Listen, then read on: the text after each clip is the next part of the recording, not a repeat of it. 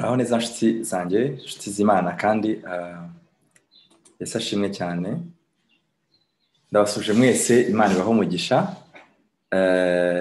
Ndi kubona abantu bari bategereje ari benshi, Hope d'Amour, Kubwimana Jeannette, Kamuhirwa Marthe n'abandi. Mwese Imana ibahe umugisha. Hashize iminsi tutiga, hashize icyumweru n'umunsi umwe, ndumva tweruka kongera kwiga dimanche passé. Habonetse impamvu zitandukanye zatumye tudakomeza ibyigisho, ariko Imana ishimwe ko duha amahirwe kugira ngo dukomeze ibyigisho, izina ry'Imana rihabwe icyubahiro. Impamvu zimwe zari nziza, izindi atari nziza, ariko Bibiliya tubwira muri byose tugomba gushima, niko ijambo ry'Imana ritubwira. Kandi bino byigisho nk'uko tubitangira nayo babwiye ku Satani yabirwanyije, byashoboye kunsobanurira impamvu ki Ellen White nawe Imana yamurwanyije, Satani yamurwanyije, Satani yamurwanyije ubwo Imana ari kumukoresha ari kwandika igitabo cy'intambara ikomeye. Murabizi uburyo yagiye arwaragurika cyane, murabizi ibibazo yagiye ahura nabyo. Nibwo nashoboye kubisobanukirwa. Imana hari ikintu yangishije muri iyi minsi. Icyo nicyo cyiciro cya mbere navanyemo. Cya kabiri ni igihe Daniel yasengaga akamara iminsi 21 asenga, igisubizo gihari ariko cyatinze kuboneka, bidatewe wenda nuko Imana itumvise gusenga kwe, ahubwo bitewe n'izindi mpamvu zo ku ruhande. Rero ndabizi ko abantu benshi mwari muri kwibaza muteske kuki utari gukomeza ibyigisho. Habonetse impamvu zirenze imwe vraiment zagonganye ku buryo nabonaga bitari bukunde, ariko Imana ishimwe ko duha amahirwe kugira ngo tuganire ku ijambo ryayo muri kano kanya. Izina ry'Imana rihabwe icyubahiro. Claude ishimwe, turakwakiriye nawe n'abandi mwese muri online, tukubona hari abantu benshi. Tugiye rero gusubukura ibi byigisho kandi Imana idufasha rwose tuzabisoza kandi neza. Hari abantu bafashe ibyemezo byo kuzabatizwa, nari babwiye ubushize, turi no kubashakira ibyo bazabatizwa. Byarantangaje kuko ngiye dutangira ibyigisho, ntabwo nari nzi yuko Clovis, turakwakiriye nawe, ntabwo nari nzi yuko hari abantu bazafata ibyemezo byo kubatizwa, ariko byarantangaje cyane kubona abantu barenze umwe bafata ibyemezo byo kubatizwa. N'ibyigisho tutanabisoza kandi wenda n'insanganyamatsiko cyangwa se umugambi w'ibyigisho atari nacyo kintu byari bigendereye cyane.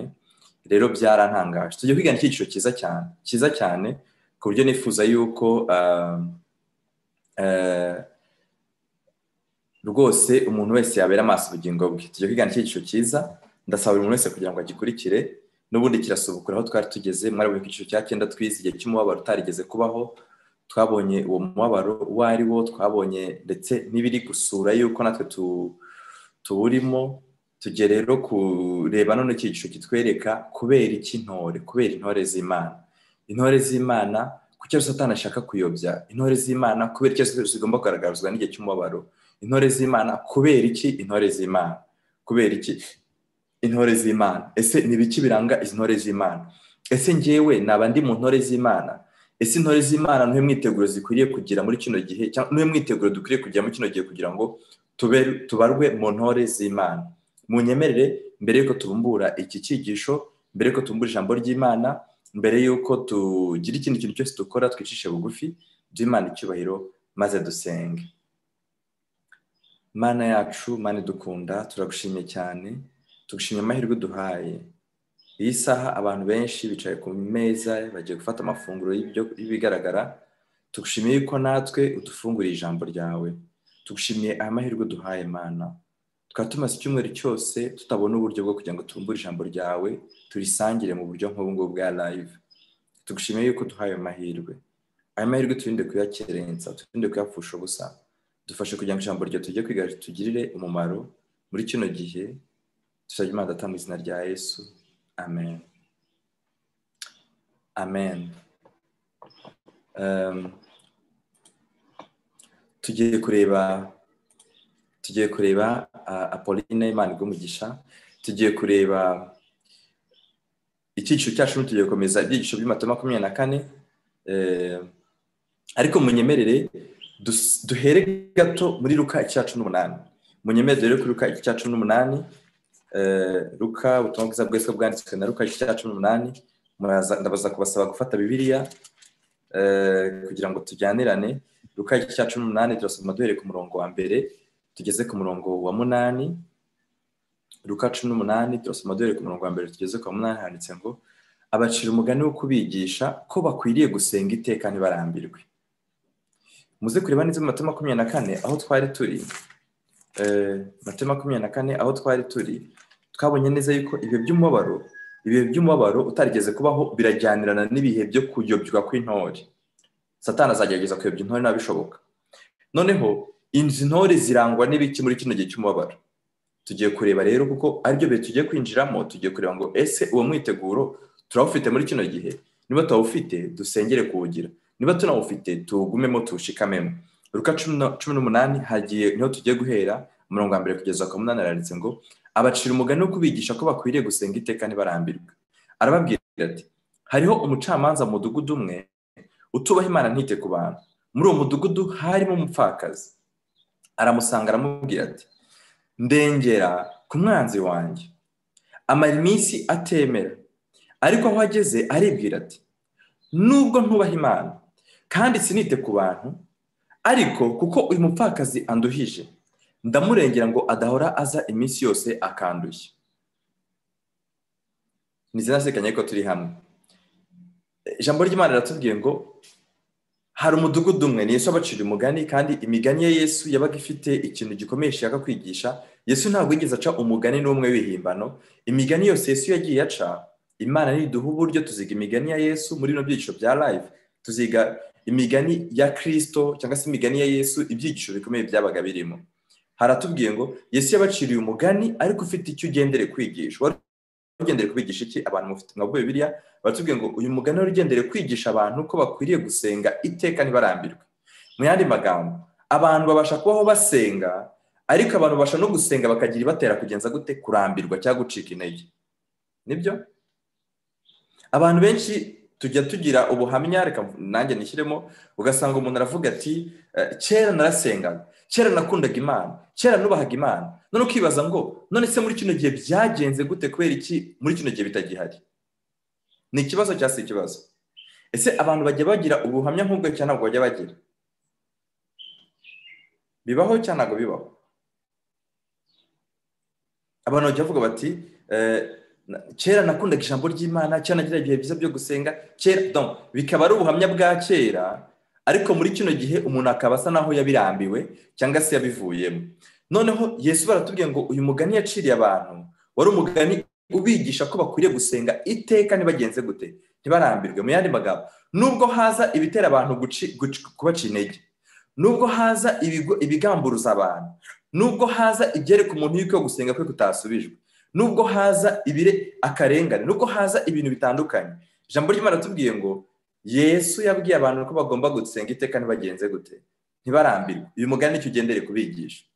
Mushaka ibwira muti ko turi kwiga Matayo 24 uri he n'uyu mugani? Hold on, mwihangane, muraza kubona ahantu bihuriye, sibyo? Mwihangane. Noneho haranditse ngo Yesu abigisha ko turi muri Luka 18 umurongo wa 1 kugeza ku wa 8, abaje batinze Luka 18 umurongo wa 1 kugeza ku wa 8, haranditse ngo none Yesu arababwira ngo hariho umucamanza mu mudugudu umwe. Uyu mucamanza ntabwo yibahaga Imana kandi yitaga ku bantu. Noneho muri uwo mudugudu kandi harimo n'umupfakazi. Uyu mupfakazi asanga uwo mucamanza, aramubwira ati ndengera ku mwanzi wanjye, uyu mwanzi wanjye arandembeje, uyu mwanzi wanjye anca intege, uyu mwanzi wanjye arangora. Ijambo ry'Imana ratubwiye ngo uyu mupfakazi amara iminsi myinshi aza kureba uwo mucamanza, ariko uyu mucamanza ntageze gute? Ntiyemere. Noneho hageze umucamanza aribwira ati nubwo ntubaha Imana sinite ku bantu, uyu mupfakazi kubera ko anduhije, kubera ko amaze igihe kirekire andembeje, ndifuza kumurengera kugira ngo ubutaha atazagenza gute? Atazagaruka. Umurongo wa 6, Luka 18 umurongo wa 6 kugeza ku wa 8, haranditse ngo nuko umwami Yesu arabaza ati ntimwumvise iby'uwo mucamanza ukiranirwa yavuze? Ubwo bibaye bityo, ubwo bibaye bite? Ubwo bibaye bityo ko umucamanza utubaha Imana yageze ubwo arengera umupfakazi umutitiriza, yageze ubwo arengera umupfakazi umuhora imbere. Ubwo bibaye bityo ko umupfakazi wabonaga yuko agakiza ke gashingiye gusa mu kuba imbere y'umucamanza, nubwo umucamanza yagaragaza yuko atamwumva. Ubwo bibaye bityo nicyo ijambo ry'Imana iyo bityo nicyo isobanuye ngo ubwo umupfakazi atacitse intege, ubwo umupfakazi atarambiwe kugeza ubwo umucamanza amusubije, ubwo bibaye bityo, niko Yesu avuze, haranditsemo ubwo bibaye bityo Imana se yo ntizarengera intore zayo. None murabona hano umugani ugiye guhurira na Matayo 24. Murabona hano umugani ugiye guhurira na Matayo 24. Nifuzaga kureba muri comment niba hari abantu batangiye kubitahura. Okay. None ubwo bibaye bityo Imana se yo ntizarengera intore zayo zigenza gute? Ziyitakira ku manywa na nijoro? Mbese yazazirangarana? Murakurikiye? Ndababwira yuko izazirengera vuba. Amen. Haleluya. Aya magambo murayumva? Ndifuza yuko tugenda gahoro. Ndifuza yuko tugenda gahoro cyane. Ijambo ry'Imana tubwiye iki? Umurongo wa 7. Ubwo bibaye bityo Imana se yo ntizarengera intore zayo zigenza gute? Ziyitakira ku manywa na nijoro? Noneho mwumva isezerano. Ndababwira yuko izazirengera vuba. Amen. Imana isezeranye ko izagenza gute? Izarengera intore zayo. Ntabwo Imana izarengera abakristo basanzwe. Oya. Ntabwo Imana izarengera abizera basanzwe. Oya. Ntabwo Imana izarengera itsinda ry'abantu runaka. Oya. Ahubwo Imana izarengera itsinda ry'abantu bageze ku mugabane cyangwa se ku rwego rwo kwitwa iki? Intore zayo. Amen. Satani nkuko tugiye kubira mu Matayo 24, Satani azaba ahugiye kugira ngo ayo by'intore niba bigenza gute, niba bishoboka. Imana nayo bitewe nuko intore nazo zibereye maso ubugingo zirimo zirayitakira ku manywa na nijoro, Imana yo izaba irimo irakora ibishoboka byose kugira ngo irengere intore zayo kandi vuba. Aya magambo ndumva mutari kwiyumva neza, ndumva mutari kubireba nkuko ndimo ndabibona. Ndifuza yuko tujyana. Donc reka turebe Matayo 24 batubwiye yuko tugiye kuhareba, tugiye kuhinjira. Igihe cy'umubabaro utarigeze kubaho uzaba ugendereye intore, twarabibonye mu cyiciro cyashize, n'ubu tugiye kukireba. Ariko nubwo umubabaro utarigeze kubaho ari uzagaragaza intore z'Imana. Intore z'Imana biratubwiye ngo zaba zirimo ziratakira Imana ku manywa na nijoro. None Imana baratubwiye ngo izaza irenge intore zayo vuba. Myani magambo Satani azaba arimo arakora ibishoboka byose kugira ngo akore ibishoboka byose ayobye intore niba bishoboka. Imana ishimwe ko bitazamushobokera nkuko tubize kurira mu kihezo cy'icyigisho. Ariko ku rundi ruhande Imana kubera ko intore zayo zirimo ziratakira ku manywa na nijoro, Imana izaba iri gukora ibishoboka byose kugira ngo izirengere vuba. Ntabwo Imana izatinda kurengera intore zayo. Amen. Ntabwo Imana izatinda, Imana izihuta, Imana izatebuka, Imana izakora ibishoboka byose kugira ngo irengere intore zayo vuba. Haleluya. Ariko ikibazo kigiye kuvuka ari naho uyu mugani urangirira.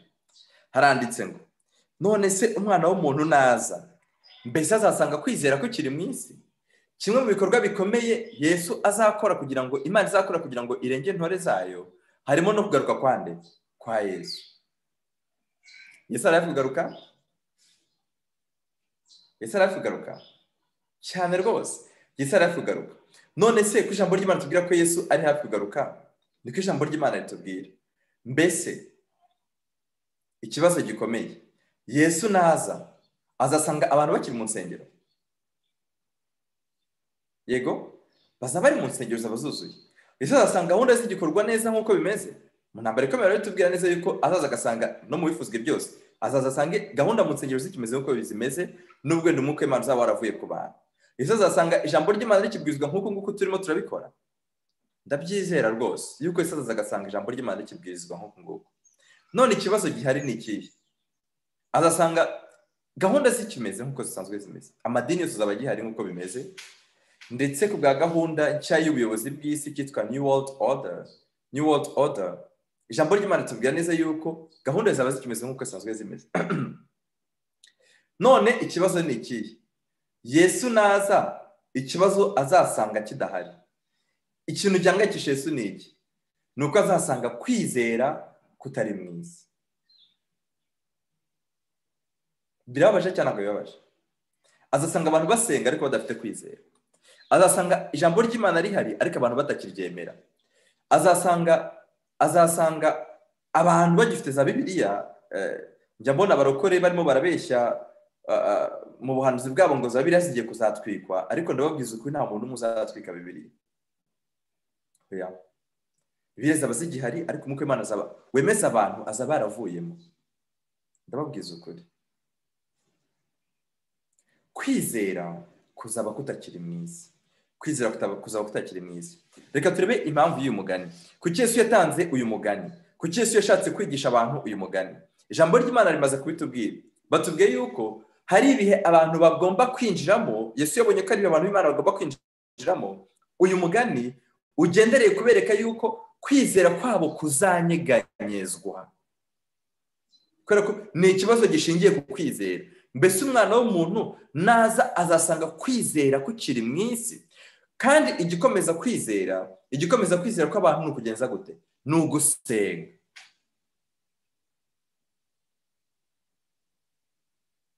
Murakurikiye ubwoko bw'Imana? Igikomeza kwizera kw'abantu ni ukugenza gute? Ni ugusenga, abantu barambirwe. None Yesu arabizi neza ko abantu bagiye kwinjira mu by'umubabaro, umubabaro uzanyeganyeza kwizera kwabo. Tugiye kwinjira mu gihe cy'umubabaro, umubabaro ugomba kugerageza kwizera kwa buri muntu. Hari umuntu wizerera undi? Hari umuntu wizerera undi? Nta muntu umwe wizerera undi. Abantu mu ntambara ikomeye baranditse ngo abantu babikije ukwizera kwabo, abapasitori babo n'ababwiriza babo bizasoza bavuye mu kwizera, bizasoza bavuye mu byizero, bizasoza bavuye mu mahame. Nta muntu n'umwe wizerera undi. Umuntu wese yizera ku giti cye. Nta mugabo wizerera umugore, nta mwana wizerera umubyeyi, nta mubyeyi wizerera umwana ubwe yamukunda ate. Nubwo umugore n'umugabo bakundana pe bakabana akaramata, ijambo ry'Imana ryerekana ko buri muntu wese agira kwizera kwe ku giti cye. Wenda abagize amahirwe kwiga igitabo cyitwa Intumwa y'Imana, mukabona iyerekwa Ellen White yabonye, ijambo ry'Imana ryatubwiye ko nawe ubwe ubwo yerekwaga yagiye kubona abona umugabo we nawe ari ku migozi asa n'ushaka kurekura. Yari afashe umugozi ukwe, umugabo afashe umugozi ukwe, abatangiranye urugendo buri muntu yari afite ukwizera kwe. Murakurikiye? Umuntu wese agomba kugira ukwizera kwe.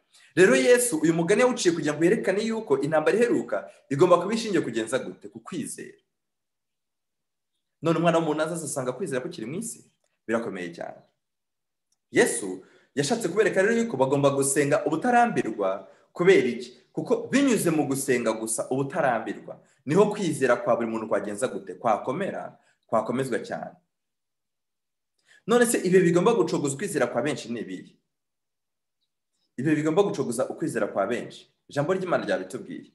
Ryatubwiye yuko ari ibi by'umubabaro utarigeze kubaho. Iyo utarigeze kubaho uzacogoza ukwizera kwa benshi. Ababwiriza bamwe bazacogora, abapasitori bamwe bazacogora, abizera bamwe bazacogora, bitewe nuko twinjiye mu gihe cy'umubabaro utarigeze kugenza gute? Utarigeze kubaho, igihe cyitwa umubabaro wa Yakobo. Reka turebe abantu bavuga muri uyu mugani ni bande, noneho bashushanya abandi. Ijambo ry'Imana ryatubwiye neza muri Luka 18, reka twongere tugenzure. Umurongo wa 2 hatubwiye ngo hari umucamanza mu mudugudu umwe utubaha Imana ntiyite ku bantu. Uyu ni umuntu wa mbere turebye muri uyu mugani. Umucamanza utita kuki? Ku bantu. Undi muntu wa kabiri uvugamo hano ni umupfakazi. Ijambo bakoresheje ry'iki gihe bavuga umupfakazi ni ijambo rivuga umuntu udafite shinge na rugero, umuntu udafite epfo na ruguru, umuntu udafite umwana, umuntu udafite ikindi kintu yakwishingikirizaho uretse kwishingikiriza kundi muntu kugira ngo abeho. Ubwo nibwo busobanuro bw'ijambo ryakoreshejwe hano bavuga umupfakazi. Murumva uyu mupfakazi bavuzwemo hano turaza kumureba mu buryo bwihariye. Undi muntu wa gatatu bavuzwemo hano ni umwanzi w'umupfakazi, ni umwanzi w'uyu mupfakazi, kuko batubwiye ku murongo wa 3 ngo asanga uwo mucamanza aramubwira ati ndengera ku mwanzi wanjye. Murabona yuko donc harimo umucamanza, harimo umupfakazi, harimo n'umwanzi w'umupfakazi. Undi muntu wa kane excuse me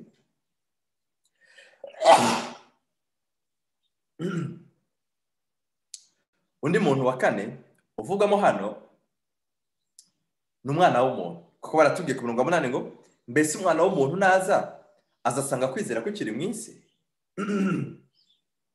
Reka rero tugenzure turebe iby'uyu mupfakazi, kuko uyu mupfakazi ni umuntu w'ingenzi cyane. Ese umupfakazi mu buzima busanzwe, ndi kureba hari abakurikiye Hagena, Imana iguhe urakoze cyane, n'abandi ndifuza kubabaza, munsubize muri comment kugira ngo tujyane. Umupfakazi ninde mu buzima busanzwe? Iyo turi kuvuga umupfakazi tuba tuvuga umuntu umeze gute?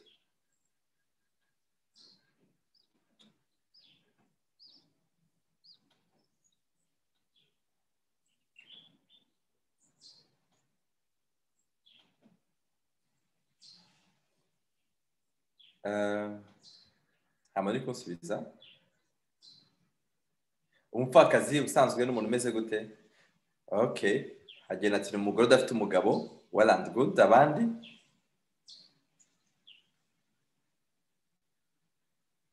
Mandela, umuntu wapfushije umugabo. Tite, umugore wapfushije umugabo. Apolline, umuntu utagira kirengera, umugore wapfushije umugabo. Hope, Marthe wapfushije uwo bashakanye. Serge, umugore cyangwa umugabo wapfushije uwo bashakanye. Well Angelique, n'abandi mwese murakoze. Ariko uyu mupfakazi tujye kureba hano ntabwo ari uwo nguwo. Muri Bibiliya harimo abagore batatu, turaje tubirebe. Uyu mugore we arihariye. Uyu mugore batubwira umupfakazi muri Bibiliya batubwira mu byashuwe, batubwiramo abagore babiri. Murakoze Mupenzi, murakoze Antoinette, murakoze n'abandi mwese, Natasha, Dudu, Elise n'abandi. Donc reka turebe iby'umupfakazi. Uyu mupfakazi reka turebe abagore avuga muri Bibiliya. Harimo umugore wambaye izuba mu byashuwe cya 12. Munyemere tujyeyo ibyashuwe cya 12. Turebe iby'uyu mugore. Asigaye twibaze ngo uyu mugore yaba ari umupfakazi uri muravugwa hano, kuko ni ingenzi cyane nkuko nabibabwiye ko dusobanukirwa neza ikintu cyigisho, kuko uko tugana ku musozo w'ibyigisho niko tuzagenda tubisanisha na buri muntu ku giti cye kuruta kubirebera muri group. Twatangiye tubira mu itsinda ry'Abadventiste kuko twabonye ko ibyigisho ari bo bigendereye, ariko mu gusoza biragenda bigana kuri buri muntu ku giti cye kuruta ko buri muntu azajya agenda areba undi muntu. Munyemere tujye mu byashuwe cya 12 turebe abagore bavugwamo. Havugwamo umugore wambaye izuba, ukwezi kwari munsi y'ibirenge bye, kandi yari yambaye ikamba ry'inyenyeri. Sibyo uyu mugore uvugwamo hano? Uyu mugore yari atwite yenda kuramuka. Mu yandi magambo, uyu mugore yari afite umugabo.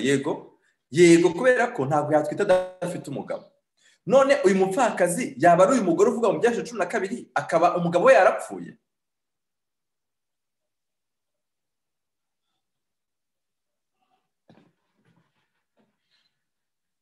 Muratekereza ari we?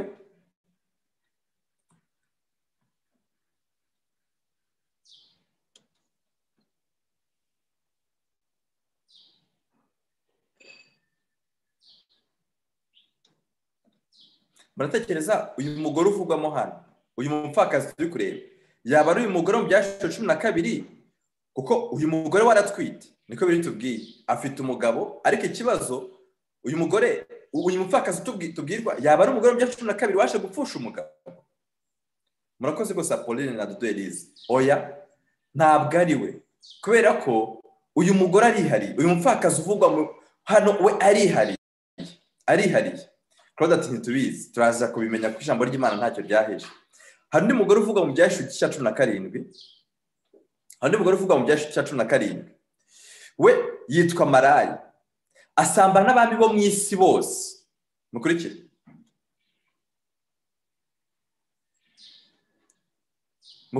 Ibyashuwe 17 reka turebe undi mugore. Murakoze rwose Hope Damon ati Kristo ntagapfa, ntabwo yaba ari we. None murebe mu byashuwe 17 tubwira undi mugore. Uyu mugore yitwa Maraya, Bibiliya tubwira ko afite n'abagabo benshi, asambana n'abami bo mu isi bose. None ikibazo, uyu mupfakazi uvugwa mu byashuwe muri Luka yaba ari uyu Maraya wo mu byashuwe 17? Abami bo mu isi bose baje gusambana bakageza igihe bakazapfaho gasigara? Yego, yaba ari we?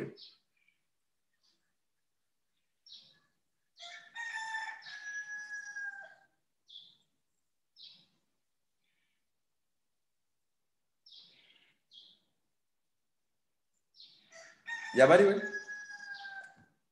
wala mwese murimo murabibona yuko atari we. Ni ukuvuga ngo uyu mugore wiswe umupfakazi, turabizwe umugore ashanya itorero. Uyu mupfakazi biragaragara yuko ahagara itsinda ryihariye ritari mu bantu bitwa abamaraya. Abamaraya turabizi ko bashanya Kiliziya Gatolika n'amadini yose yemera inyigisho zayo z'ubuyobe n'amadini ya Giprotestani. Uyu mugore byashe 12 ashanya itorero ry'Adventiste umunsi wa karindwi rifite amategeko y'Imana no kwizera kwa Yesu. Ariko tubonye entity, tubonye undi muntu wihariye utari itorero ry'Adventiste umunsi wa karindwi nka institution igaragara, utari maraya nk'andi madini yose yaguye aboneka byashe 17, ahubwo tubonye umuntu uje wiswe umupfakazi. Dukeneye kumwiga rero kubera ko uyu mugore nawe Imana imufiteho ikibazo. Imana iribaza ngo mbese ningaruka nje kurengera intore zanjye ziri muri position nk'iyi mupfakazi yari arimo, nzasanga kwizera k'uyu muntu kukiri mu isi. Uyu mupfakazi ahagarenge nawe abantu bagomba kuzaho mu minsi ya nyuma. Reka turebe iby'uyu mupfakazi. Uyu mugore reka turebe nanone umupfakazi mu gihe cya Elisa, mu gihe cya Eliya ndetse no mu gihe cya Yesu. Hari abagore benshi bari barapfushije abagabo ariko bari bafite abana. Ese iyo umugore yabuze uwo bashakanye, mbabare ko nakunze gukoresha ijambo ngo gupfusha kandi wenda rishobora kujya abo ryakomeretsa, munyemerere nkoreshe yabuze. Mu gihe dufite umubyeyi wabuze uwo bashakanye, umutware we, ndumva cyo Kinyarwanda cyiza, munyemerere abe cyo nkoresha. Mu gihe dufite umubyeyi wabuze uwo bashakanye, yamara kumubura, none akaba ari kuwo mutware we yaramusigiye abana. Ese uwo mubyeyi abana yamusigiye baramukomeza? Iyo abafite umutungo, abafite aho kwishingikiriza, yego cyangwa oya?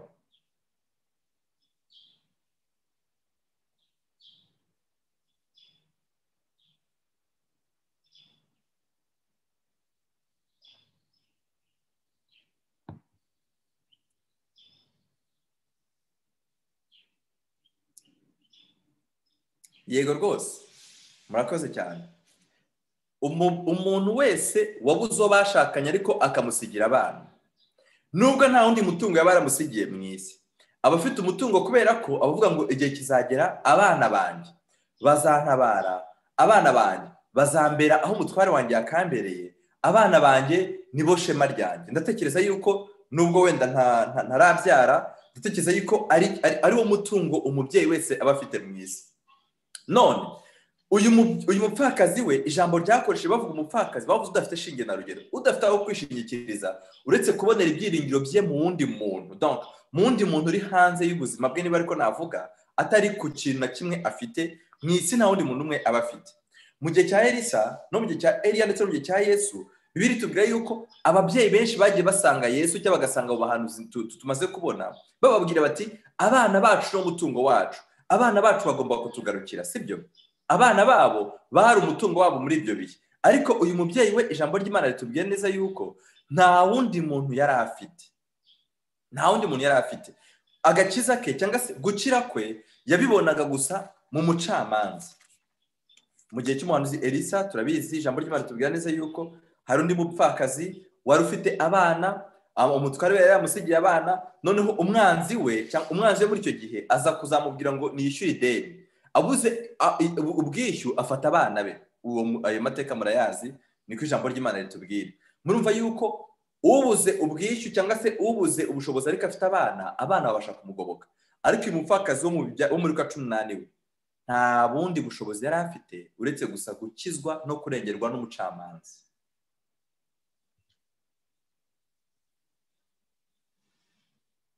Reka iby'uyu mupfakazi tube tubiherekeye aha, tuzasubigaruka mu kanya. Reka turebe umwanzi w'uyu mupfakazi. Uyu mupfakazi mbere yuko tumuvaho, ahagarariye abantu b'Imana mu isi batagifite ubundi buhungiro, batagifite ikindi kintu cyo kwishingikirizaho uretse kwishingikiriza kuhagarariye umucamanza noneho wita ku bantu kandi akubaha Imana. Amen. Umucamanza wita ku bantu, umucamanza wita ku bantu kandi akubaha Imana, abazamwishingikirizaho bose, abumva ari we wenyine batezeho amakiriro, abatagihanga amaso ku bindi bintu bibazengurutse, abumva yuko nta kindi kintu bafite mu isi uretse gusa kurengerwa n'umucamanza. Abo ngabo nibo bonyine bahagarariwe n'uyu mupfakazi, n'uwashanwe n'uyu mupfakazi. Kwizera kwabo kuzanyeganyezwa n'ibihe by'umubabaro, kwizera kwa bano bantu kugiye kuzanyeganyezwa n'ibihe bitigeze biboneka muri iyi si, ariko bazanamba kuri uyu mucamanza kugeza abarengeye, nk'uko turi buze kubireba tugana ku musozi w'icyigisho. Uyu mupfakazi yari afite umwanzi we, umwanzi we yari amubangamiye cyane. Uyu mwanzi we n'undi muntu wa gatatu turimo turareba. Uwa gatatu donc tumaze kureba umucamanza ninde? Umucamanza utita ku bantu ntanarengera Imana, niba Imana ntanite ku bantu, ahagarariye undi mucamanza cyangwa se ashanya undi mucamanza noneho wita ku bantu kandi akanubaha Imana, ko ku murongo wa 8 batubwiye ngo Imana yo izarengera intore zayo zitakira ku manywa na nijoro. Donc ahagarariye Imana kuko ariko yo yita ku bantu, kuko uriya mucamanza we ntitaga ku bantu. None reka turebe umwanzi wacu. Umucamanza twabonye wariwe, umupfakazi tubonye wariwe nubwo turi mugarukeho. Reka turebe noneho umwanzi wacu ninde? Umwanzi wacu mu Kigiriki bakoresheje ijambo ryitwa antidikon. Ijambo bakoresha hano bavuga umwanzi, byakoreshwe muri Bibiliya ahantu hatatu gusa. Hamwe muri ho ni mu rwandiko rwa mbere rwa Petero igice cya 5 umurongo wa 8 handitse ngo mwirinde ibisindisha. Urwandiko rwa mbere rwa Petero 5:8 handitse ngo mwirinde ibisindisha, mube maso kuko umurezi wanyu cyangwa se antidikon cyangwa se umwanzi wanyu Satani azerera nk'intare yivuga ashaka kubaconshomera. Batubwiye yuko umwanzi wacu ari nde?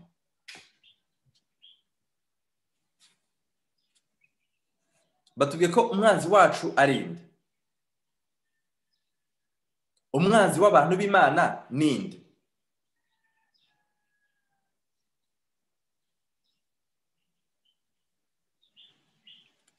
Urakoze cyane Hope Tamu. Umwanzi wacu ninde? Umwanzi wacu ni Satani. Nitumara gusobanukirwa, ni ingenzi cyane ko tusobanukirwa umwanzi wacu, kuko iyo utazi umuntu uhanganye nawe utakaza energy urimo urarwana n'utari umwanzi wawe nyakuri. Bityo umwanzi wawe akazakunesha kubera ko imbaraga zo kumurwanya wazikoresheje urwanya utari umwanzi wawe nyakuri. Sinzi niba ikintu mucyumvise neza, ndagisubiramo. Iyo utazi umwanzi wawe nyakuri ukoresha imbaraga nyinshi cyane uri kurwanya utari umwanzi wawe nyakuri, none umwanzi wawe nyakuri akazagusanga imbaraga zaragushizemo akabasha kugutsinda bigashoboka. Muri kino gihe ndi kubona abizera benshi, ndi kubona ababwiriza benshi bari kurwanya umwanzi utari umwanzi wabo nyakuri. Bamwe muri barananyandikira message,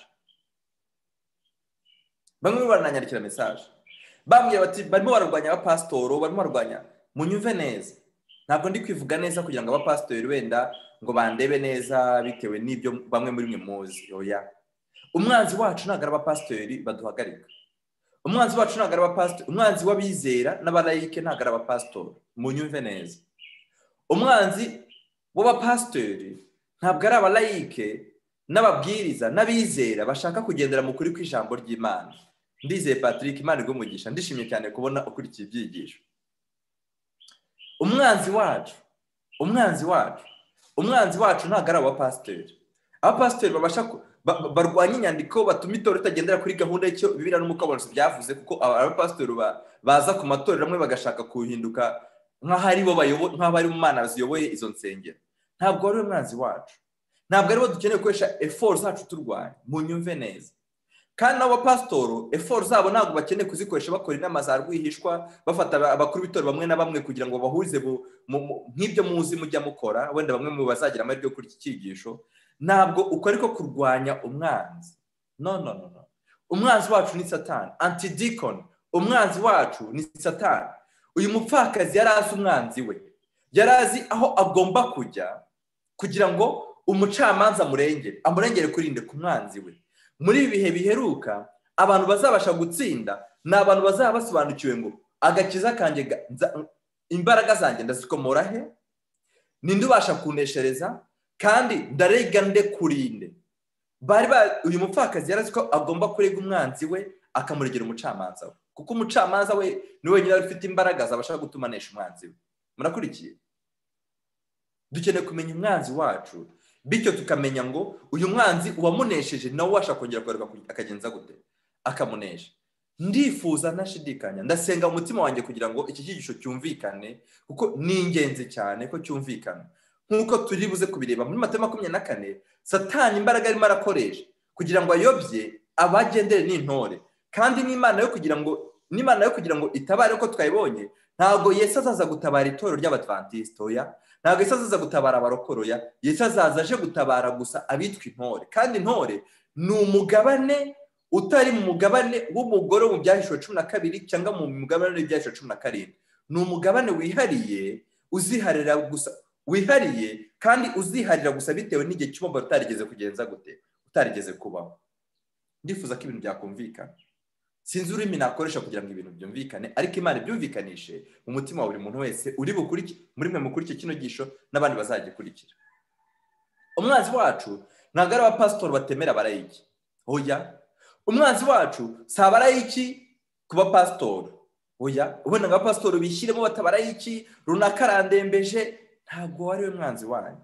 Umwanzi wacu si abizera batumva abapasitori, si n'abapasitori batumva abizera. Uwo si umwanzi wacu. Umwanzi wacu ni Satani. Umwanzi wacu ni Satani. Umwanzi wacu si umwizera cyangwa ubwiriza icyo runaka, undi mubwiriza mugenzi we akaba atacyumvira ku murongo, oya. Niba tumaze kumva neza umwanzi wacu, reka turebe uyu mwanzi yaragendereye umuntu umwe gusa witwa umupfakazi, kandi uyu mupfakazi ahagarariye umugabane witwa intore, nk'uko biriya bitubwiye ku murongo wa 7 ngo ubwo bibaye bityo, ubwo umupfakazi yaje kurengerwa n'umucamanza, ubwo umucamanza yaje kurengerera uriya mupfakazi akamusubiza ibijyanye n'amasengesho ye. Bibiliya igiye kutwereka uko bimeze. Ubwo bibaye bityo, Imana siyo ntizarengera intore zayo. Donc umucamanza yakoze inshingano yitwa kurengera umupfakazi. Imana nayo igiye kurengera intore. Mu yandi magambo, Imana ikoze icyo umucamanza yakoze, umupfakazi akorewe icyo intore zagenza gute zakorerwa. Mu yandi magambo, umupfakazi ahagarariye intore z'Imana. Amen. Ndifuza ko ibintu byakumvikana. Imana ibyumvikanishe, ntabwo mfite ubushobozi bwo kubyumvikanisha, uwo si umurimo wanjye.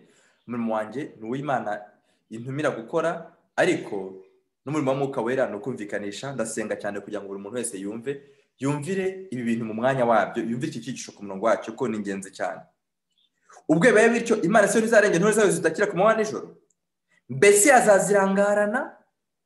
Abafite amahirwe yo kuba baramenye umwanzi wabo, bakamenya n'uburyo bagomba kumurwanya, Imana isezeranye ko itazigira igenza gute ibarangarana. Haleluya. Imana ntabwo izazirangara. Uyu mupfakazi ashanya intore z'Imana. Intore z'Imana zirenze kuba mu itorero. Intore z'Imana, reka nkoresha amagambo yanditse mu gitabo cyitwa iby'Abadventiste bizera. Intore z'Imana zihagarariye itorero ry'Imana ritagaragara, riri mu itorero ry'Imana rigaragara. Amen. Ntabwo intore ari itsinda ry'abagorozi kubera ko babona yuko Abadventiste batagendera kuri ABCD. Ntabwo intore ari itsinda ry'abareforme kubera ko babona ko Abadventiste bagiye mu gisirikari bakakora statut n'ibindi. Oya, ntabwo ari bo ntore z'Imana. Waza bisobanura gutyo yazaba anyuranyije n'ijambo ry'Imana rivuga. Intore z'Imana ni Église invisible iri muri Église visible. None izi ntore z'Imana zizagaragara ryari? Izi ntore z'Imana zizaboneka ryari? Izi ntore z'Imana umugabane wazo uzaza ryari? Munyemere tujye muri Matayo igice cya 24, kuko niho tugiye guhita duhuriza iki cyigisho n'ibyigisho byatangiye n'ubundi turacyari kwiga Matayo 24, tugeze ku cyigisho cya 10. Munyemere turebe ngo izi ntore z'Imana zizagaragara ryari, igihe cyazo ni iki? Matayo 24 tugiye gusoma dore ku murongo wa 21, tugeze ku murongo wa 22, dusimbuke tujye ku murongo wa 24. Haranditse ngo Matayo 24, 21 kugeza 24.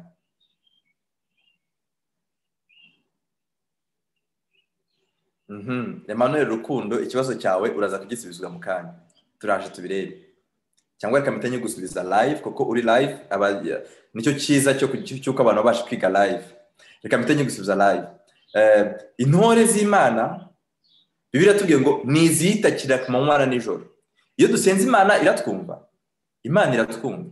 None se kuki iki gihe cyo bizaba biri kudusaba kuyitakira nkaho itarimo iratwumva? Ni uko imana izasa nkaho muri cyo gihe cy'umubabaro utarigeze kubaho, imana izasa nkaho itari ku ruhande rw'abantu bayo. Imana izasa nkaho yigiye hirya gato, nk'uko iryo somo turibuze kubibona. Noneho duse nkaho turiho tudafite imana, duse nkaho turiho imana itari kutwumva, duse nkaho turiho nta kindi kintu kimwe dufite cyo kwishingikirizaho. Si uko imana izaba idahari, izaba ihari, ariko izabikorera kugira ngo irebe yuko dufite kwizera kuzuye muri yo. Birumvikanye neza? Imana izemera yuko kwizera kwacu kugeragezwa, tuyitakire, atari uko itari kutwumva, izaba iri kutwumva, atari uko itari hafi yacu, uko biratubwiye ngo izanaza kuturengera vuba, ariko hazacamo periode, hazacamo igihe aho imana izaba isa nkaho itarimo irasubiza amasengesho y'ubwoko bwayo mu buryo buri direct.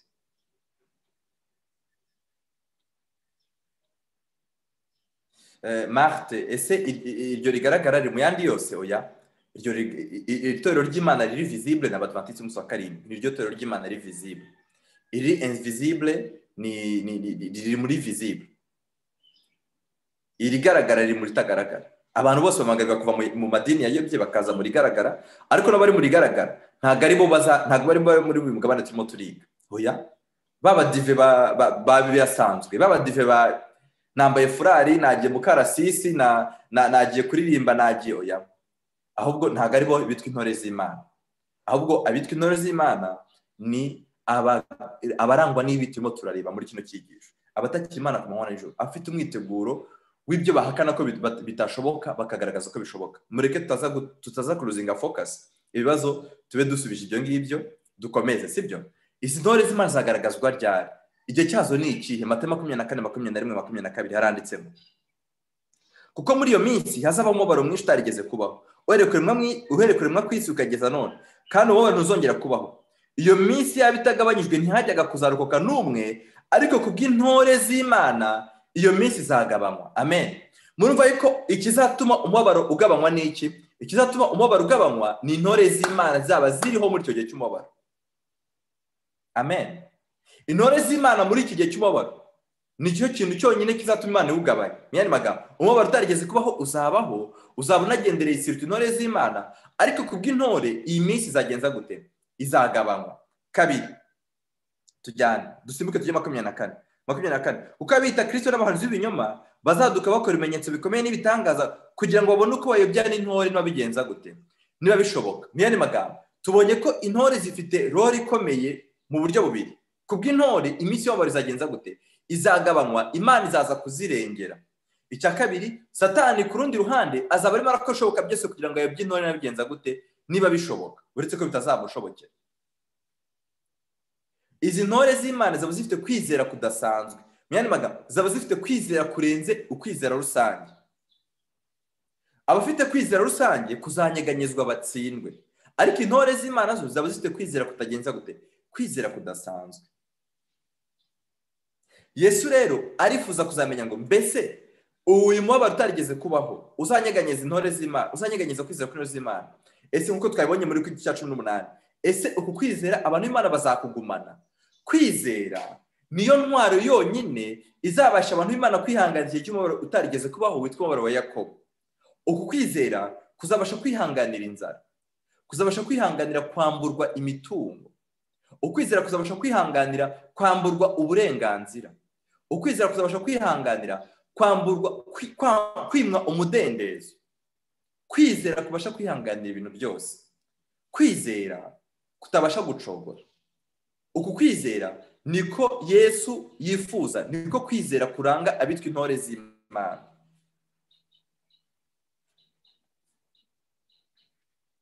Murakurikiye bantu b'Imana? Uku kwizera niko konyine kuzaba kubasha gutuma abantu, murabizi ijambo ry'Imana rivuga ngo abitondera amategeko y'Imana bakagira kwizera nk'ukwa Yesu. Kumvira amategeko y'Imana kugomba kujyanirana no kwizera nk'ukwa Yesu. Kwizera nk'ukwa Yesu, kwizera gukomeye, kwizera kubasha gutsinda ibigeragezo. Yesu aca umugani muri Luka 18 yawuciriye abantu bazaba bari mu minsi y'imperuka gusa. Munyemere dusubire muri Luka gato Luka 18. Murabizi ko Bibiliya yandikwa, ijambo ry'Imana ryerekana ko Bibiliya yandikwa, ntabwo Bibiliya yanditswe nk'uko dufite igice cya mbere, cya kabiri, cya gatatu. Bibiliya yandikwa ntabwo chapitre zari zirimo. Mbere ya Luka 18, muri Luka 17 uhereye ku murongo wa 20 haranditse ngo ibizaba mu gihe cy'imperuka. Mukurikire neza. Luka 17 handitse ibizaba mu gihe cy'imperuka. Noneho bakatubwira ibizaba mu gihe cy'imperuka, harimo byinshi cyane byo mu gihe cya Loti, byo mu gihe cya Nowa. Ibyo byose Yesu abigeranya n'iminsi y'imperuka. Noneho Yesu arangije ibyo bizaba mu gihe cy'iminsi y'imperuka, Luka 18 bwo hahita hatangira uyu mugani w'uyu mupfakazi urangwa no gutitiriza, urangwa no kuba imbere y'umucamanza, urangwa no kwishinkiza ku mucamanza kugeza abonye agakiza cyangwa se asubijwe. Murabona yuko Luka 18 niba ifatanya na Luka 17 uburyo birayanditse, murabona neza yuko Luka 18 mu yandi magambo irerekana abantu bazaba bariho mu gihe nk'icyo Loti yari ariho, irerekana abantu bazaba bariho mu gihe nk'icyo Nowa yari arimo. Kambabazi, Nowa mu gihe cye kwizera kwe kwarageragejwe? Ndifuza ko musubiza. Nowa mu gihe cye yasabwe kuba afite kwizera kugomba kugeragezwa, kwarageragejwe? Yari afite kwizera kudasanzwe Nowa? Nowa mu gihe cye yari afite kwizera kudasanzwe, yari afite kwizera kwe ku giti cye adasangiye n'abandi bantu. Kubera iki? Kuko ijambo ry'Imana rivuga ngo yabwije abantu ko imvura izagwa ubwo yari atarabona imvura. Muri kino gihe tubwiriza ibyo karengane, tubwiriza ibyo itegeko rya dimanche, tubwiriza ibyo kwamburwa uburenganzira bwo guhaha, tubwiriza ibyo kujya kuba mu giturage. Ni ibintu tutarabona, ariko abantu ntabwo babyemera. Nowa nawe niko yari ameze, kuko Luka 14 na 18 birafatanye, kandi Yesu avuga ibya Luka 17 yavugaga iby'iminsi y'imperuka, avuga ibya Loti n'ibya Nowa yavugaga iby'iminsi y'imperuka.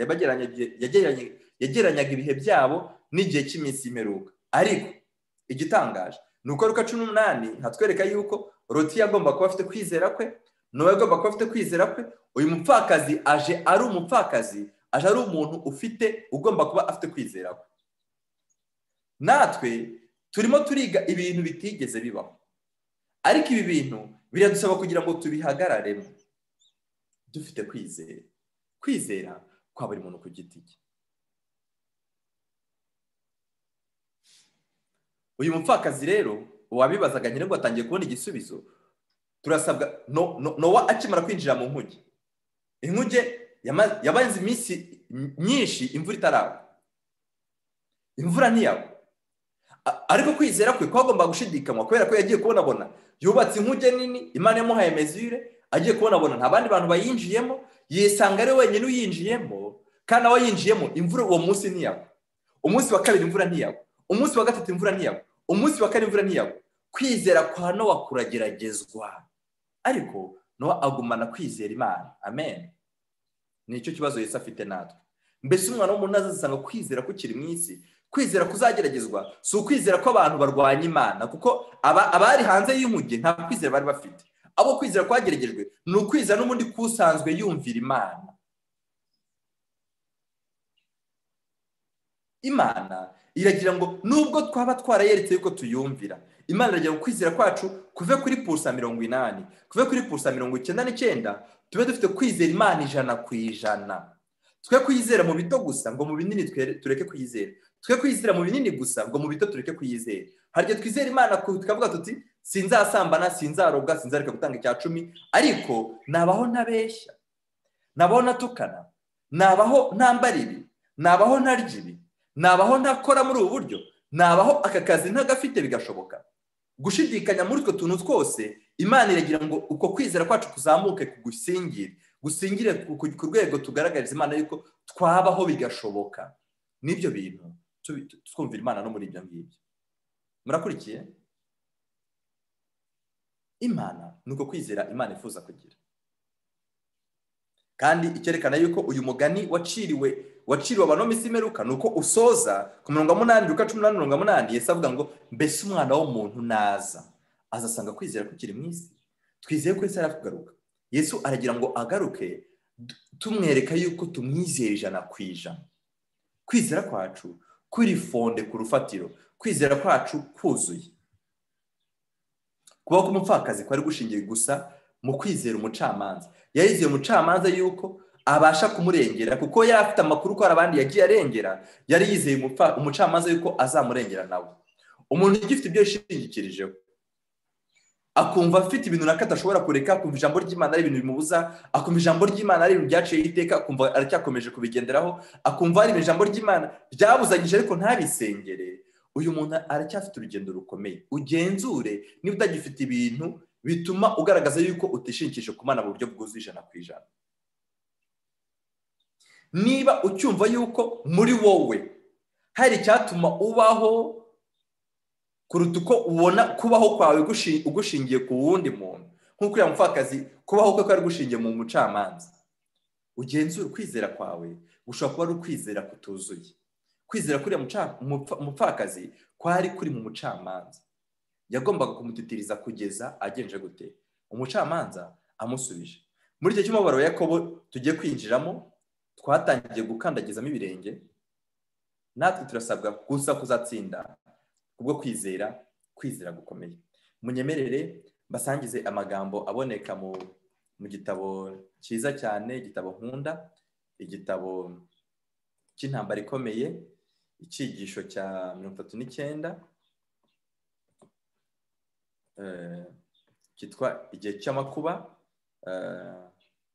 Ni kuri page mu soft copy 434 kugeza kuri 435 haranditse ngo intambara ikomeye. Mureke turebe aya magambo, n'amagambo meza yanditse. Amateka ya Yakobo aduha none ibyiringiro by'uko Imana itazahana abayobejwe, abageragejwe n'abagambaniwe bakagwa mu cyaha, ariko bakayigarukira bihanye by'ukuri. Nubwo Satani ashishikariye kurimbura iryo tsinda, Imana izatuma abamarayika bayo kubahumuriza no kubarinda muri icyo gihe cy'akaga. Ingabo z'umwanzi zifite uburakari bwinshi kandi ziyemeje kurwana inkundura. Ibishuko bye biteye ubwoba, ariko amaso y'Uwiteka ari ku bwoko bwe kandi amatwi ye ari ku byo basaba. Murumva yuko amatwi y'Uwiteka ari ku byo abantu b'Imana bagenza gute basaba. Ese muri kino gihe dusengera iki? Uriya mudamu yasengeraga ngo Imana imurengere ku mwanzi we. Natwe Satani niwe uduteza gutuma tutagira ku rugero Kristo adamagara kugeraho. Satani uduteza gushidikanya ibintu Imana yavugiye mu ijambo ryayo. Dukeneye kuba dufite amasengesho ari orienté, amasengesho afite intumbero, asengera ikintu runaka tugiye kureba. Ni iki dukeneye kuba dusengera mu gihe nk'iki? Amatwi y'Uwiteka ko ari ku muri ayo masengesho tugomba kuba dusengera. Umubabaro wabo urenze urugero, ibirimi by'umuriro w'ikome biri hafi kubakongora, ariko umucuzi azabarura bameze nk'izabu yatunganyijwe mu muriro. Urukundo Imana ikunda abana bayo mu gihe cy'ibigeragezo bikomeye rufite imbaraga nk'urwo ibakunda mu gihe baguwe neza. Nyamara bakeneye kubanza kunyuzwa mu itanura ry'umuriro, maze iby'isi bigakongoka kugira ngo ishusho ya Kristo ibone ko irabagiranira muri bo. Haleluya. Imana irifuza yuko ishusho ya Kristo yagaragarira muri twebwe.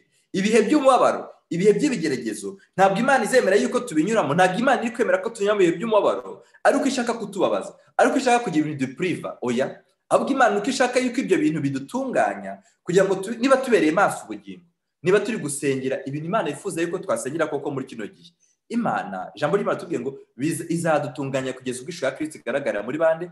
Ishusho ya Kristo igaragarira muri twebwe.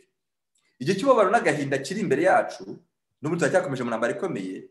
Igihe cy'umubabaro n'agahinda kituri imbere kiradusaba kwigira kwizera gushobora kwihanganira ibi bintu bine. Kwizera kubasha kwihanganira intege nke. Muri kino gihe abantu bafite intege nke cyane. Niba ufite amaso yawe warahanze ababwiriza runaka cyangwa pastor runaka, uzabona afite intege nke bazaguca intege. Intege nke, kuzarira, inzara, kwizera kutazacogora nubwo hazi ibigeragezo biteye ubwoba. Igihe cy'imbabazi cyahawe abantu bose kugira ngo bitegure icyo gihe cy'akaga. Ubu turi mu gihe cy'imbabazi, ariko igihe cy'imbabazi ni tugifite gusa kugira ngo twitegure igihe cy'iki, twitegure igihe cy'akaga. Ntabwo tukirimo kugira ngo twinezeze, ntabwo tukirimo kugira ngo tuvuge tuti nzitegura igihe cy'akaga cyaje. Oya, turi mu gihe cy'imbabazi kugira ngo twitegure kugira igihe cy'akaga kizadusange twaragenje gute, twariteguye. Yakobo yatsinze kubera ko yihanganye kandi agafata icyemezo kidakuka. Amen. Kidakuka no kuvuga ngo adahindagurika. Intsinzi ye ni igihamya cy'imbaraga y'amasengesho ahoraho. natwe turasabwa kugira amasengesho ahoraho nk'uko uyu mupfakazi yasengaga ubutagenza gute, ubutaruhuka. Abazashikama ku Mana, abazashikama amasezerano y'Imana nka Yakobo kandi bakiyangana nkawe, bazatsinda nk'uko na Yakobo yagenje gute, yatsinze. Haleluya. Igihe cy'umubabaro igihe cy'amakuba atarigeze kubaho cyadusatiriye, dukeneye kuba dufite indi mibereho itari nk'iyo dufite ubu ngubu, ya indi benshi bahinyura ko badashobora kugeraho. Aya magambo nayo nifuza ko dusoreza. Turasabwa muri kino gihe kuba dusengera iki?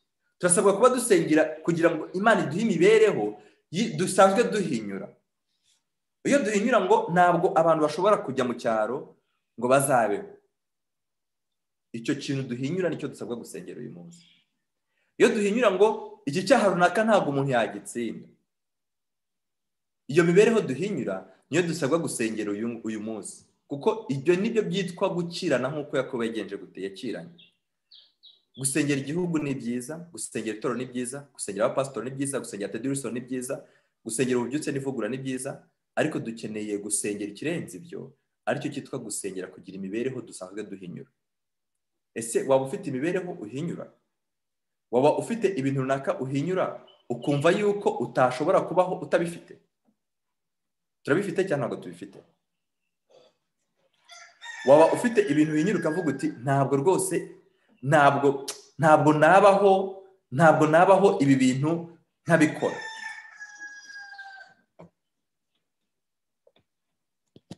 Siko tujya tuvuga, ntabwo nabaho ibi bintu ntabikora, ntabwo nashobora kubaho ntakora icyaha runaka. Ntitujya tubivuga? Tukavuga nabasha kubaho narakara, nabasha kubaho nabeshya, nabasha kubaho nakora iki cyaha. Sirita mu twaha duto duto, ibyo twita utwaha duto duto. Nta byemezo runaka abantu Imana bajya bafata tukabyita ubwaka, tukavuga ati ibyo reka ntabwo ari ubukristo, ibyo ntabwo bikenewe. Ibyo bintu duhinyura niyo mibereho dusabwa gusengera uyu munsi. Niyo masengesho abitwa intore z'Imana, niyo masengesho aranga abitwa intore z'Imana. Mbega ukuntu abantu basengera kugira imibereho nk'iyo ku manywa n'ijoro, ari abantu Imana yifuza ko ariyo masengesho abantu Imana yifuza yuko abantu bagombye ko barimo barasenga mu gihe nk'iki. Dufite amasengesho twagombye kuba turimo turasenga. Tugomba gusenga amasengesho afite intego. Tugomba gusenga amasengesho abwira Imana ngo duhe imibereho duhinyura. Amen. Buri muntu wese ijambo ry'Imana ryerekana ko azakizwa binyuze mu kwizera kwe gusa. Kandi kwizera gukomezwa no gusenga, kandi gusenga mvuga ni ugukominika n'Imana. Ijambo ry'Imana rivuga mu Baroma 17:10, kwizera gushika no kumva bakazana ijambo rya Kristo. Iyo dusenga twiga ijambo ry'Imana umuntu ku giti cye, ijambo ry'Imana ryerekana ko kwizera kurakura.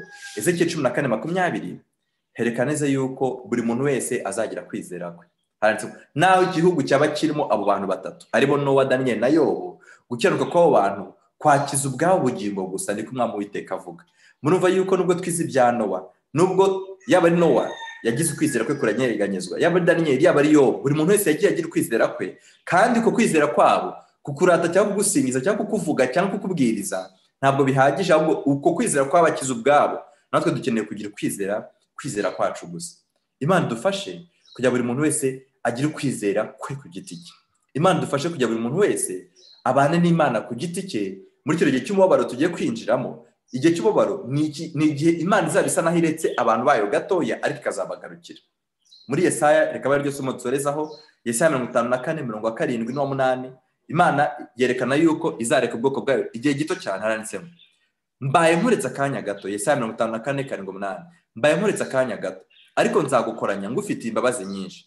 Nakurakariye uburakari bwinshi bituma nkwima amaso akanya gato, ariko nzakubabarira nkugire imbabazi zihoraho, niko Uwiteka Umucunguzi wawe avuga.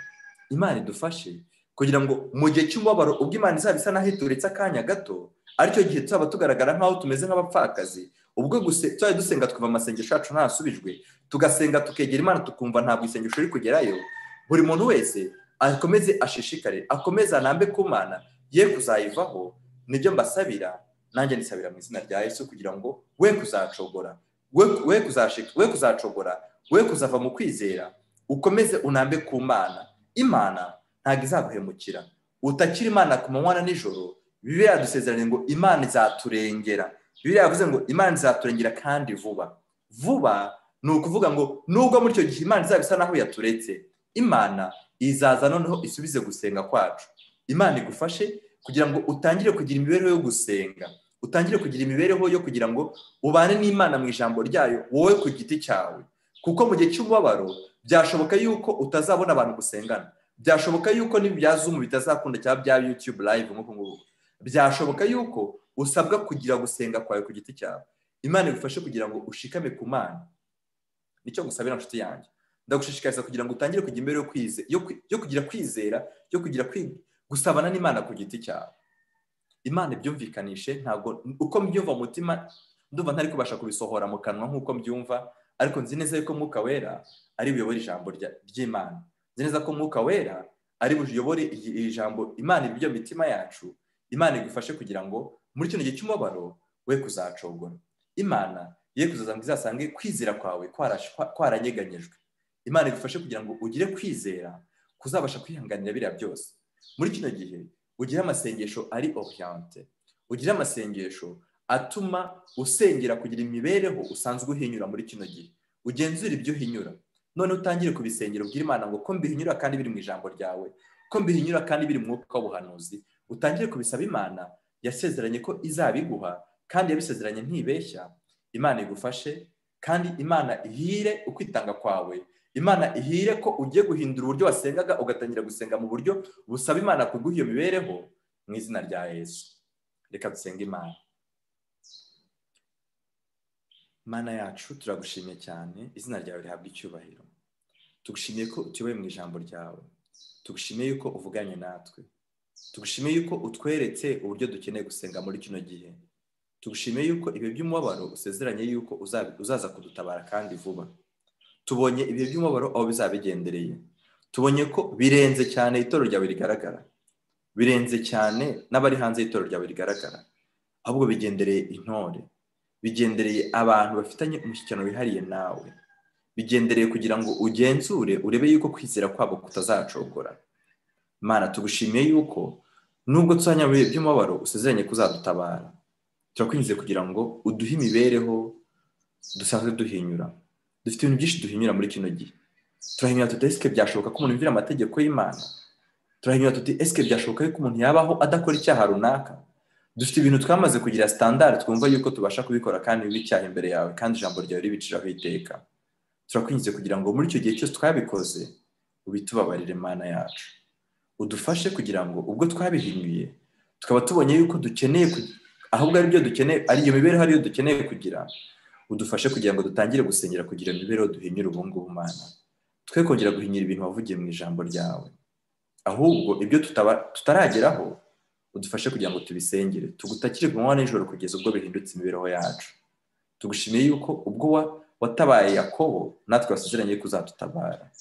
Ishimwe n'icyubahiro byawe, wongere kuduha opportunité kugira ngo tuzakomeze ibi byigisho kugeza tubisoje. Tuzashima izina ryawe. Tugushimiye ko mvise gusenga kwacu, tugushimiye ko wakiriye ukwitanga kwacu, tugushimiye ko wakiriye ukukwiyegurira kwacu. Mu izina rya Yesu byo twizeye, amen. Amen.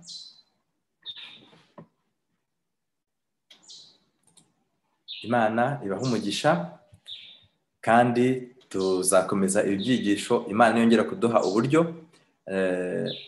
Muzajye mureba kuri Facebook yanjye no kuri Twitter, hose ni Mucyo Ale. Ufite nimero yanjye n'ubundi nshyira itangazo kuri status yanjye, abafite nimero yanjye ya WhatsApp. Noneho Imana yongera kuduha ubundi buryo n'ubundi muzabireba kuri Facebook, kuri YouTube, kuri Twitter no kuri WhatsApp. Umwami Imana ibane namwe mwese, mugire ibihe byiza.